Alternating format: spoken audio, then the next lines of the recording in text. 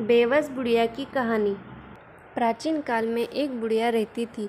वह नियमित रूप से रविवार का व्रत करती। रविवार के दिन सूर्योदय से पहले उठकर बुढ़िया स्नान आदि से निवृत्त होकर आंगन को गोबर से लिपकर स्वच्छ करती।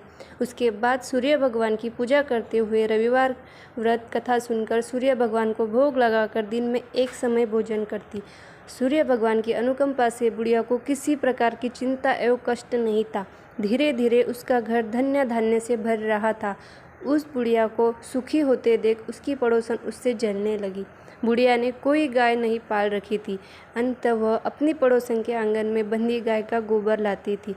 पड़ोसन ने कुछ सोचकर अपनी गाय को घर के भीतर बांध दिया। रविवार को गोबर न मिलने से बुढ़िया अपना आंगन नहीं लिप सकी। आंगन न लिप पाने के कारण उस बुढ़िया ने सूर्य भगवान को भोग नहीं लगाया और उस दिन स्वयं भी भोजन नहीं किया। सूर्यास्त होने पर बुढ़िया भूखी प्यासी सो गई।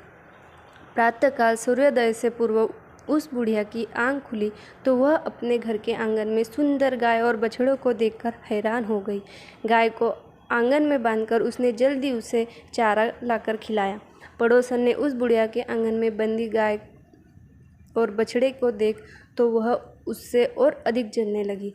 तभी गाय ने सोने का गोबर दिया।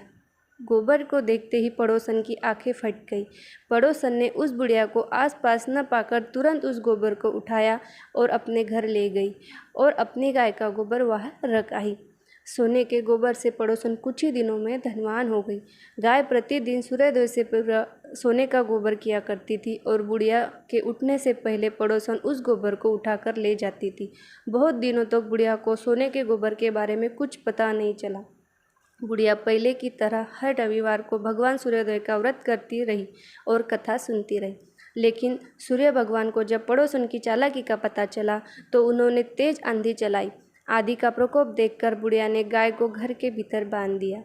सुबह उठकर बुढ़िया ने सोने का गोबर देखा तो उसे बहुत आश्चर्य हुआ। उस दिन के बाद बुढ़िया गाय को घर के भीतर बांधने लगी। सोने के गोबर से बुढ़िया कुछ ही दिन में बहुत धनी हो गई। उस बुढ़िया को धनी होने से पड़ोसन बुरी तरह जल भूनकर राख हो गई और उसने अपने पति को समझा बुझाकर उसे नगर के राजा के पास भेज दिया। सुंदर गाय को देखकर राजा बहुत खुश हुआ। सुबह जब राजा ने सोने का गोबर देखा तो उसके आश्चर्य का ठिकाना न रहा।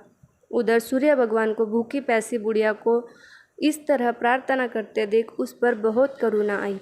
उसी रात सूर्य भगवान ने राजा को स्वप्न में कहा, राजन, बुढ़िया की गाय व बछड़ा तुरंत लौटा दो, नहीं तो तुम पर विपत्तियों का पहाड़ टूट पड़ेगा, तुम्हारा महल नष्ट हो जाएगा।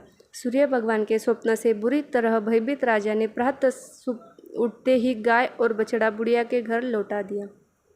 राजा ने बहुत सा धन देकर बुढ़िया से अपनी गलती के लिए क्षमा भी मांगी।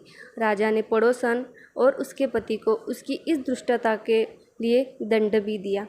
फिर राजा ने पूरे राज्य में घोषणा कराई कि सभी स्त्री पुरुष रविवार का व्रत किया करें। रविवार का व्रत करने से सभी लोगों के घर धन्य धान्य से भर गए। राजतय में चारों ओर खुशहाली छा गई। स्त्री पुरुष सुखी जीवन यापन करने लगे और सभी लोगों के शारीरिक कष्ट भी दूर हुए।